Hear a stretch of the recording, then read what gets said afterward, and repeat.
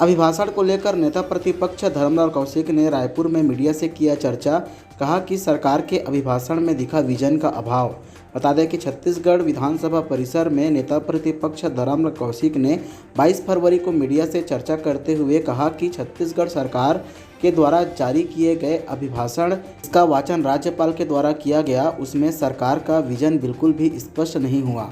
नेता प्रतिपक्ष धर्मलाल कौशिक ने सरकार पर निशाना साधते हुए कहा कि अभिभाषण में सरकार के आने वाले 1-2 वर्षों में वह किस तरह का काम करेगी, उनका पूरा विजन अभिभाषण में दिखता है, लेकिन इस अभिभाषण में विजन का अभाव था। देखिए, जो पूरे भाषण के दौरान में लोग उठते रहे, इससे नीरस भाषण कुछ हो नहीं सकता। इस अभिभाषण में कि सरकार की ओर से कुछ नए करने की उस दस्तावेज में कुछ दिखाई नहीं दे रहा है। केंद्र सरकार की जो योजनाएं हैं उनको उसमें डाला गया है और उसी को पढ़वाया गया है।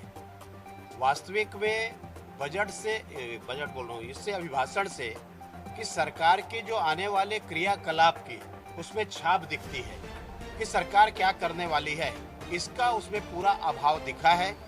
और इस प्रकार से यदि हम देखें तो जिस प्रकार से आया है तो निश्चित रूप से छत्तीसगढ़ को न कुछ करने की स्थिति में देख रहे हैं, न कोई उसमें नया कुछ शामिल किया गया है और न ही सरकार की कुछ विजन उसमें कोई दिखाई दे रहा है। तो ये कह सकते हैं कि विजन का भी इसमें अभाव रहा है।